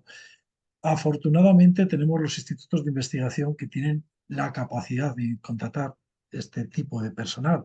Yo he mencionado antes que nosotros tenemos de soporte más de 35 personas, todas contratadas a través de Indival, donde sí que puedes perfilar y puedes tener la posibilidad de contratar este tipo de perfiles. Pero hemos dicho antes que no es bueno que la investigación esté por un lado y la asistencia por otro, habría que mezclarlo. El médico investigador, el biólogo que trabaja en el hospital, el bioestadístico que hace investigación pero también hace asistencia, es que eso tenemos que acostumbrarnos a irlo generando. No podemos diferenciar los dos mundos y que estén yo aquí, tú allí. No, no, tiene que haber mezcla, interconexión. Pero bueno, desde luego ahora los perfiles no sanitarios, afortunadamente los podemos contactar con los institutos de investigación. Sí, totalmente de acuerdo con lo que dice Fernando. Yo creo que Pablo ayer ya apuntó un poco, Pablo Serrano, ¿no? Pues estamos ahora con el mundo de los datos y ¿qué pasa? Que es que para querer explotar tus datos, tú que eres médico te tienes que formar en ciencia de datos, hacer la explotación y tal. Eso cada vez es más inabarcable, ¿no? Tú a lo mejor puedes arañar un poquito, pero claro, ¿cuánto mejor sería que para poder explotar los datos que tenemos en el hospital pudiéramos contratar esos perfiles, como dice Fernando. Sería estupendo, estaríamos en la estratosfera, porque nosotros le contaríamos al bioinformático, al experto en ciencia de datos, al data scientist, lo que yo quiero hacer con los datos, lo que persigo, y él lo ejecutaría, ¿no? Muchísimo más rápido, muchísimo más eficiente que lo que, por desgracia, tenemos en este momento. Entonces, estoy de acuerdo que los institutos son una oportunidad para contratar esos perfiles, ¿no? Pero claro, esos perfiles hay que mantenerlos y para mantenerlos, pues hay que hacer mucha investigación competitiva o mucho ensayo clínico que te aporte esa financiación para poder mantener esas contrataciones, ¿no? De eso es de las otras cosas que tenemos que hablar. Cuando tienes a alguien contratado que funciona muy bien, que no es un perfil y estás agobiado constantemente porque quieres mantenerlo, ¿no? Pues Eso sí que lo esto, permite el instituto. La única diferencia que tiene un instituto como el nuestro respecto al sistema de salud es a nivel de sueldos y desarrollo profesional. Que en el efectivamente, entorno del servicio de salud puedes desarrollarte y en el instituto no, y eso también es un agravio comparativo, ¿vale? Y que tenemos que pensarlo, son porque también fáciles. podríamos plantearnos ese desarrollo y la contratación de estos perfiles en el entorno sanitario, en el entorno del servicio de salud. Pero los presupuestos son los que son. Y entonces tendríamos que hacer un debate y plantearnos realmente hasta qué punto estamos dispuestos en cada servicio a sacrificar un puesto de sanitario por un puesto no sanitario con ese perfil que nos pueda ayudar a desarrollar ensayos y a desarrollar la asistencia. Y ese es un debate muy importante que no abrimos y que yo dejo ahí en la mesa para que algún día empecemos a pensar en abrir ese tipo de debates. En vez de tener 12 adjuntos en tu servicio, igual tienes 10 adjuntos y te dedicas a contratar dos para un bioinformático y un abogado que te ayude a desarrollar problemas ético-legales en el entorno del ensayo y no solo del ensayo, y que te permita crecer y que además esté en el entorno sanitario y se considere parte del sistema. Entonces, ahí es un punto, sé que estoy abriendo otro melón muy complicado, que no sabemos bien cómo llevarlo, Lucía se ríe, pero es así como también hay un debate ahí abierto, ¿vale? Y estoy convencido de que mucha gente en la audiencia puede pensar al respecto en eso. Pero es que tenemos que hablarlo ya, es que necesitamos otros perfiles no sanitarios, obligatoriamente, y no en el entorno de la investigación, en el entorno de la explotación de la asistencia. Los hospitales tienen una cantidad de datos ingentes. Vosotros lo habéis dicho, en el entorno de esos estudios que hacéis dentro, no apoyados directamente por la farma, pero de sociedades científicas y demás, detrás están las farmas, ¿vale? Y tenemos cantidad de datos que podemos explotar por nuestra cuenta. Y lo podemos explotar en el entorno sanitario para aplicación directa en el entorno sanitario, fuera de la investigación. Sí, sí, yo No lo quiero estamos, y insistir no lo en estamos eso. haciendo. Es que muchas veces, por ejemplo, nosotros los biomarcadores los empezamos haciendo dentro de ensayos clínicos, los biólogos los contrataba al individual, pero llega un momento que el biomarcador es esencial para manejar un paciente en el día a día. Si el biólogo individual sigue haciendo esos biomarcadores asistenciales, tenemos un problema, porque el Carlos III dice que los institutos no tienen que hacer asistencia, tienen que hacer solo investigación. Lo mismo pasa con los bioestadísticos, ¿no? Bueno, puede que en un primer momento los datos los utilicemos para investigación, pero llega un momento en que la propia gestión necesita explotar los datos que tiene que hacer. Y al final podemos al bioestadístico a sacar datos. Tenemos que cambiar ya un poco el tema de los perfiles que contratan los hospitales. Repito, no son actividades separadas, son actividades muy mezcladas. Una cuestión de ser competitivos, ¿no? Es decir, los países, por lo menos a nivel de la Unión Europea, y esto lo estamos viviendo todos los días, compiten por los ensayos clínicos. Después os pongo un poco más en contexto. Primero quiero ver qué es lo que pensáis todos y después os doy algunos ejemplos de lo que puede estar pasando cerca de nosotros, ¿vale? Dice, ¿qué necesitaríamos mejorar para no quedarnos atrás? Y aunque os parezca que son cosas que ya hemos visto y volvemos sobre ellas, es verdad que igual estas respuestas no muestran todo lo que están haciendo los países en nuestro entorno para competir y para ser más competitivos en ensayos clínicos. Pero bueno, por favor, contestar a esta. Las opciones son regulación más ágil, volvemos a lo mismo, regulación, clausulado marco en los contratos, ya hemos hablado de esto, innovación en los sistemas de gestión de datos, centros dotados con orientación a la investigación. Vale, le doy aquí, os abro la respuesta.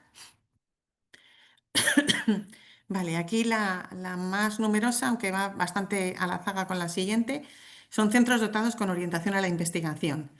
Y en segundo lugar, innovación en los sistemas de gestión de datos. Más desplazadas quedarían la regulación más ágil y el clausulado marco en los contratos. No sé si queréis dar vuestra opinión. Bueno, yo Bueno, sobre la regulación... Ay, nada, Fernando, tú. no, tú primero. Bueno, son preguntas difíciles, Blanca, las que planteas y, lógicamente todos los aspectos yo creo que son importantes. Pero yo estoy de acuerdo con la respuesta. A lo mejor desde dentro pensamos que nosotros mismos que participamos, pues ya estamos con esa orientación siempre en investigación, en diferentes aspectos, pero yo creo que lo más importante, y todavía lo echo un poco de menos, es que los centros de forma, casi diría que emocional, piensen a que la investigación es algo tan importante como la asistencia o como la docencia, que es un poco lo que yo en mi alegato previo quería decir. Y cuando hablo de investigación, yo tengo mi libro, pero pues Marcos tiene el suyo, Fernando tiene el suyo, algunos son preclínicos, otros son clínicos, pero es que me da la sensación de que todavía nuestras direcciones, de alguna manera, las personas que dirigen nuestras instituciones se ven obligadas más a dar respuesta a marcadores asistenciales y que no pasa nada si los marcadores de investigación o los marcadores de docencia pues son secundarios. Y yo creo que esa orientación a la investigación mental, todavía yo creo que hay veces que tenemos que explicar a nuestros gestores que bueno, pues que sí, pues hacemos investigación de esta manera, los dineros son de esta otra forma, pero ¿y qué es lo que hacéis? No lo sé. Hay veces que me da la sensación de que te sientes a veces un poco bicho raro, como que no, como que si haces algo diferente de la asistencia todavía no eres bien comprendido entre diferentes en el entorno de los centros, ¿no? Una vez a partir de eso, yo creo que en el momento en que cambiemos un poco todos de chip y nos demos cuenta de que esto es tan importante para que las soluciones lleguen a las personas de la manera más eficiente posible, claro que tenemos que intentar hacerlo todo más eficiente en cuanto a la gestión de los datos, en los contratos, en las regulaciones. Tenemos que hacer que todo vaya más rápido, pero primero yo creo que tenemos que cambiar el chip en la cabeza de nuestro entorno. Sí, nada. He hecho bien en dejarte hablar antes porque así me has dicho gran parte de lo que iba a decir.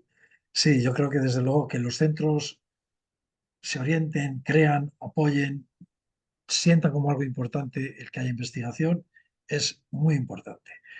En este sentido, ya mencioné antes la actual iniciativa de UNFCCC, que quiere hacer que en el 2030 el 90% de los pacientes con cáncer en Europa sean vistos en centros integrales de cáncer, que para ser un centro integral tienes que tener una potente investigación. Dentro de los estándares, si no investigas, no vas a ser centro integral y quién sabe si algún día no tendrás la capacidad de ver pacientes oncológicos. Eh, Esto es muy importante, desde luego. Y yo creo que estamos avanzando, ¿eh? Yo, desde luego, en los años que llevo, sí que he vivido desde un desprecio muy grande a todo lo que era la investigación a un progresivo tener en cuenta que esto es importante. Y yo sí, ahora me da la sensación que cada vez más se valora como algo importante. El tema de la innovación en los sistemas de gestión de datos, pues sí, es que esto es una ola que si no la coges se te pasa y ya no vas a pillar otra. O sea que realmente creo, no creo que vayamos tan mal. Creo que estamos a tiempo de estar cogiendo ese tren que pasa de la innovación en sistema de gestión de datos, pero no nos podemos dormir, porque si no se nos pasa. El tema de la regulación, más que a nivel europeo, dentro de Europa, yo creo que tenemos un problema en la competición mundial. Por ejemplo, el nuevo reglamento de IVD para el tema de los biomarcadores, pues yo os puedo dar un ejemplo. Tengo un estudio que participa de todo el mundo, asiáticos, americanos, Reino Unido, nosotros tardamos por el IVD como 9 meses en que Europa lo aprobara y cuando nos lo aprobaron, pues se cerró el estudio. Los ingleses, los americanos, los asiáticos, todos, incluyendo pacientes sin ningún problema, ¿no? Creo que Europa tiene que tener en cuenta que está compitiendo con todo el mundo. Y me parece que a veces la regulación europea es absurdo. Si un método diagnóstico tú lo validas por un ensayo clínico, no puedes tener que validarlo para cada ensayo clínico que se inicia y tirarte 8 o 9 meses. Pero si esto ya se aprobó para tal estudio, ¿por qué no se ha aprobado para todos? Es un ejemplo, ¿no? De cómo a veces la regulación, si no es lógica, nos frena y nos saca, digamos, de esta carrera que no es dentro de Europa, es dentro de todo el mundo ya. Eh, bueno, un par de comentarios a raíz de lo que han dicho Luis y lo que ha dicho Fernando. Empiezo por Fernando. La regulación está ahí, pero la regulación también no la tienen los asiáticos, pero la FDA regula para todos los biomarcadores. Y hay una regulación muy clara, y en Europa la hay. Y te diré que en este hospital solo hay 2 laboratorios que tienen marcadores con marca ISO 15189 y que te permite tener pruebas que están validadas para ensayos clínicos. Uno es No, pero yo me refiero a la IVD, que Sí, es IVDR, distinta. IVDR, sí, me lo sé, que Sí, está en el laboratorio, Fernando. Pero sí, IVDR para los marcadores, las empresas de diagnóstico no los desarrollan porque cuesta mucho dinero. Los que son marcadores marginales, ¿vale? Eso sí que, eso no se hace porque son marcadores marginales que a las empresas de diagnóstico, de marcadores, les cuesta un pastón. De hecho, en inmunología, por ejemplo, ya no tenemos las precipitinas en nuestra cartera de servicios porque no hay ninguna empresa que quiera desarrollarlos. ¿Vale? Porque hay que hacerlo en metodología VDR, pero es que la FDA es igual de exigente o más que la no, IVDR. no, no, no, no, no, son mucho más rápidos, te lo digo porque lo sufro, ¿eh? Y esto lo Sí, estoy no, hablando con pero si yo promotores. también, si yo estoy con IVDR con todo mi laboratorio y hemos tenido ahora la acreditación ISO 15189 y la regulación IVDR es muy dura y muy cara, lo sé, pero si tú lo consigues y si tu laboratorio está usando marcadores que están acreditados con la ISO 15189, están acreditados para ensayos clínicos, también te lo digo. Sí, pero si tú acreditas un laboratorio para un estudio con determinado biomarcador, se supone que cualquier otro estudio que vaya con el mismo biomarcador pudiera valer. No, cada estudio, te lo digo porque, Claro, pero ¿por qué tipo de acreditación es específico para el estudio? No es una acreditación genérica ISO 15189. bueno, yo lo que te puedo decir es que recientemente en todos los estudios así internacionales que estoy, y me Sí. lo está comentando todo el mundo, tenemos a nivel de la EMA un problema, un atasco tremendo con este tema, que si no se soluciona nos está sacando de ¿Son los... todos los laboratorios del país? No, es cuando tú vas con una nueva diana, un nuevo biomarcador, por ejemplo la claudina, ¿no? El test para determinar claudina. Pues yo ahora tengo 4 estudios con esta determinación, cada uno ha tenido que pasar una evolución, uno lo aprobaron en 2 meses, el otro tardaron más de 10 meses, con 3 alegaciones nos sacaron del estudio. Era un Pues estudio que te éramos líderes digo, mundiales y nos han dejado fuera. ¿y en qué laboratorio lo realizaban? Porque esas pruebas, si tú consigues que el laboratorio que te lo realiza consiga una acreditación, no una certificación, una acreditación, ese biomarcador tiene validez para ensayos clínicos. Te lo Es un digo, laboratorio, un es lo laboratorio que, central de Ámsterdam, ahora no me claro, acuerdo el nombre. pero igual será investigación. Es que eso es el tema, porque te lo digo porque ahora nos pasa a nosotros. Las pruebas que nosotros en Inmuno tenemos con el sello ENAC, esas pruebas tú no me tienes que pedir a mí el certificado de valores de referencia para tu ensayo, que pedís a veces a bioquímica o a hematología. Esas pruebas están validadas y acreditadas para un ensayo clínico. Y eso es la manera de hacerlo. No, lo que pasa es que, bueno, digamos, aquí últimamente se quiere, digamos, a la vez demostrar la utilidad del fármaco y la utilidad del biomarcador. Se hacen paralelo. El companion Vale, diagnostic. vale. Y la regulación europea, sé que están en negociaciones para esto agilizarlo, porque esta medida se aprobó hace 2 años y los resultados han sido catastróficos. O sea, hay que agilizarlo, hay que hacerlo bien, pero estamos en lo de siempre. No puedes estar 10 meses con todo el mundo reclutando y tú parado por... Pero ocurre una cosa, que es lo que ha ocurrido en muchos ensayos que se han caído, no sé en el campo vuestro, pero en otros.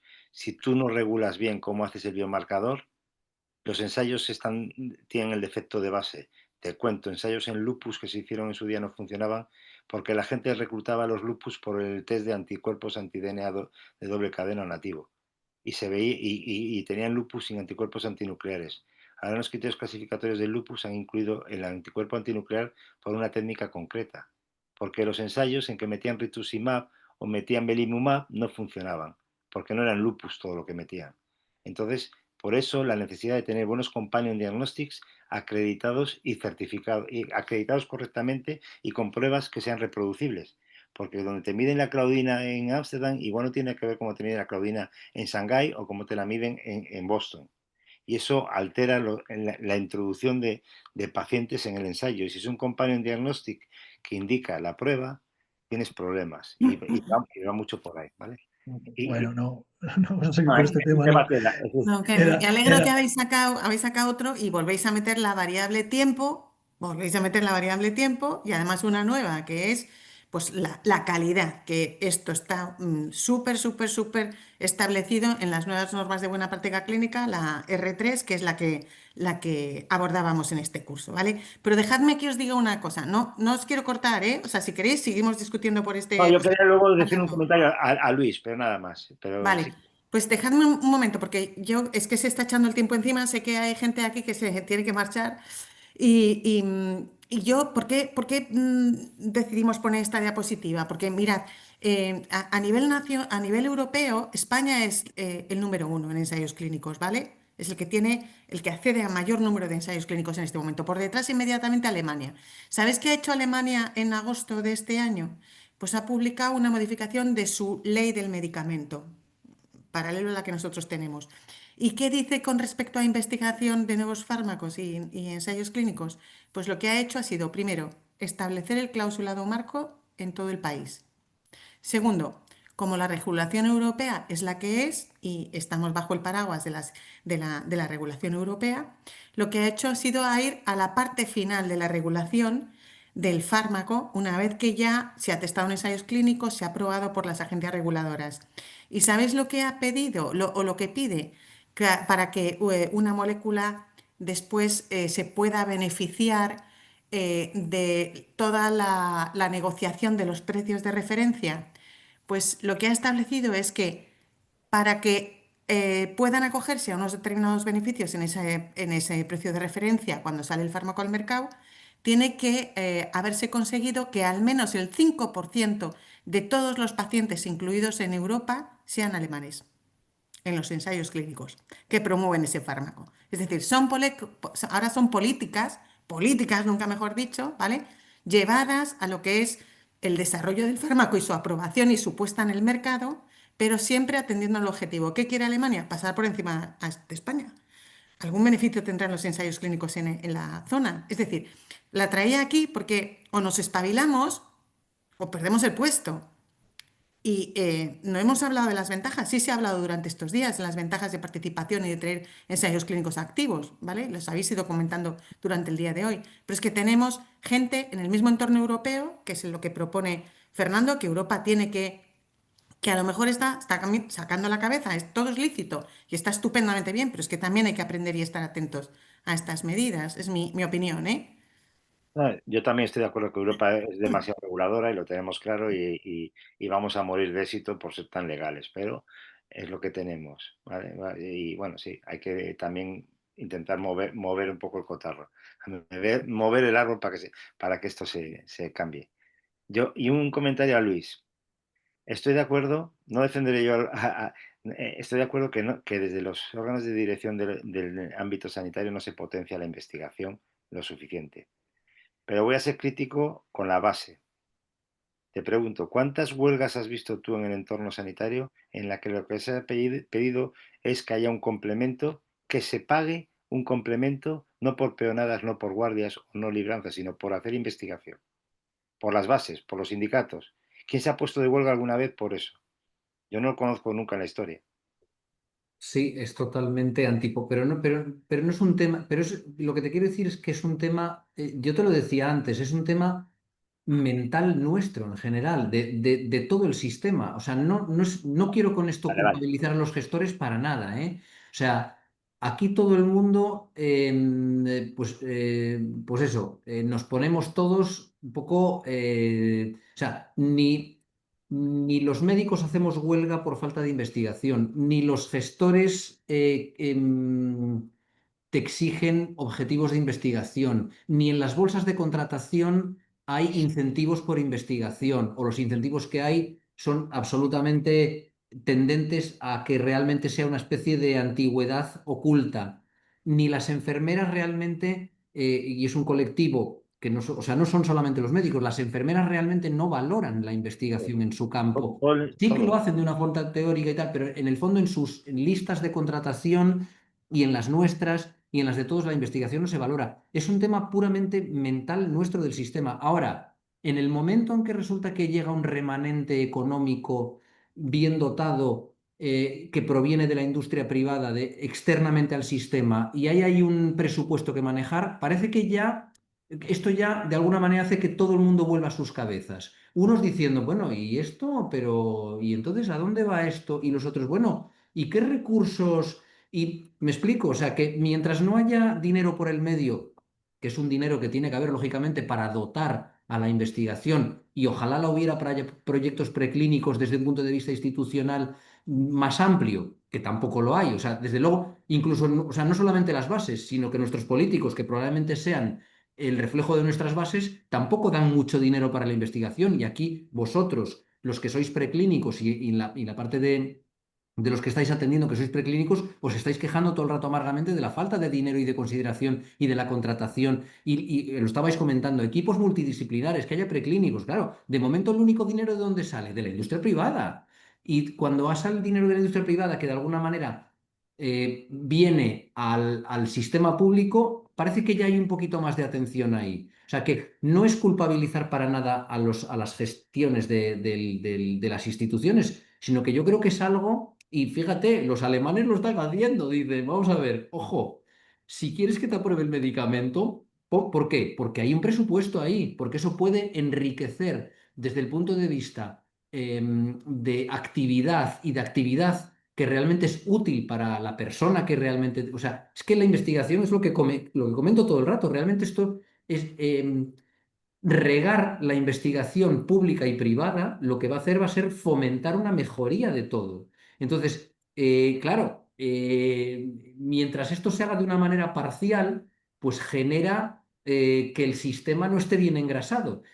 Pero es que tenemos que cambiar nuestra mente para que realmente todos estemos ahí. De verdad, Marcos, que no era una crítica. No, no, no, si no es una crítica, porque Es me una alegro mucho. crítica a todos, si me apuras, para que Por eso, cambiemos nuestra manera de pensar. es que vamos desde las bases, que es lo que te digo, y desde los mandos intermedios. Cuando se presentó el año pasado el contrato de gestión a todos los servicios de Valdecilla por el servicio cántabro, yo protesté y fui el único que salió ahí diciendo que era un 3% del contrato de gestión suponía la parte de investigación. Solo un 3% en los servicios de Valdecilla. Me parecía paupérrimo, ¿qué quieres que te diga? Y protesté, pero fui el único que salió diciendo ese tipo de cuestiones. Ningún otro jefe lo sacó adelante, ¿entiendes? Pero bueno, es lo que hay. Yo te apoyo, Marcos, yo te apoyo. No, pero es que ahí lo importante es que ahí salgamos, no salga yo solo diciendo que es un 3% y un contrato de gestión es una miseria. Tenemos que haber salido muchos más jefes, Sois ¿entiendes? unos jefes poco frecuentes en el sistema, como todos. Me explico, somos pocos médicos que no seamos jefes, que podemos pelearnos por la investigación. Al revés, somos vistos y a vosotros os pasará lo mismo. Dirán, bueno, si estos quieren pelear por la investigación, será que algo sacan de ello, ¿no? O sea, siempre más bien reticencias en vez de un apoyo a unas personas con el prestigio que tenéis vosotros.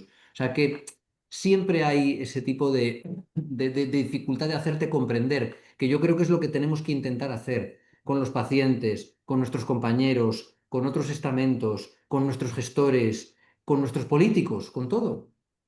Yo sí aprovecho este debate que sacamos, que va fuera del ensayo, pero básicamente yo es que veo un peligro ahora mismo en el relevo generacional en el campo de la investigación en general. Y ya no voy al ensayo, ¿vale?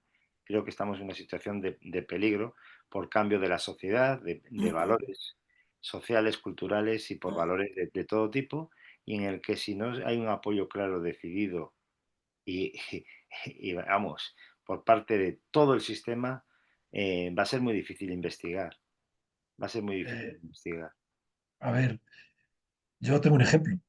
Los jóvenes. Tengo una joven que ha acabado, premio a la mejor residente, pide un proyecto, se la quieren llevar, por cierto, a Canadá, donde estuvo rotando, pide un proyecto a SEICA, sean dos España, nos dan uno para ella, y ahora no tenemos manera de contratarla.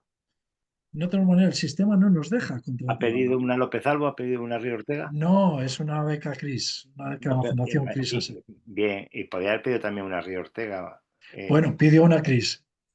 Tenemos un sistema que no está preparado para fomentar la investigación. Y cuando algún joven tiene vocación investigadora, al final muchos se nos van fuera. Y es una pena porque estamos perdiendo gente muy buena. Por eso tenemos que cambiar desde la base, cambiar que las listas de contratación tengan unos criterios de antigüedad y no de valor. Ese tipo de cosas son las que tenemos, es la que yo siempre propugno. Desde Dival hemos mandado 2 cartas al Servicio Cántabro ya, el Consejo Científico Interno, en los últimos 3 años, pidiendo que nos ponemos delante para pedir que el que investiga y el que hace algo distinto tenga un valor añadido. Que no solo sea eso que tú estás diciendo, Fernando, si tienes una persona buena que demuestra valor, no solo sea el tiempo sentado en el servicio cántabro que has firmado y has llegado y tienes tanto tiempo y el reloj va contando, sino que estés haciendo algo distinto.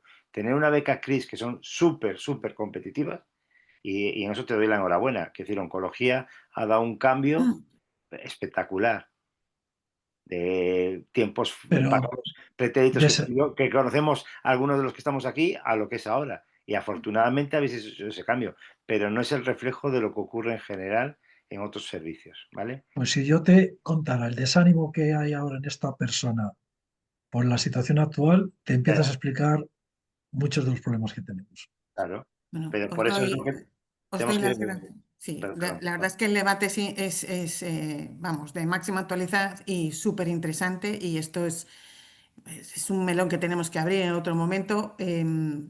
Os doy las gracias a los 4 porque, o a los 3 porque os habéis implicado directamente. Hay gente que se tiene que marchar, de verdad odio cortarlo y ser yo quien corto, pero es que no me queda otra, ¿vale? Eh, Insisto, muchísimas gracias. Yo creo que os habéis implicado de lleno en la mesa y esto le da un valor muy importante al curso. Sé que os ha costado a unos porque os habéis a última hora y otros porque estabais con miles de compromisos, pero os agradezco de corazón de verdad la colaboración en el curso y las ideas que habéis lanzado al aire, que seguro que la gente lo agradece un montón, ¿vale? Muchas gracias a todos.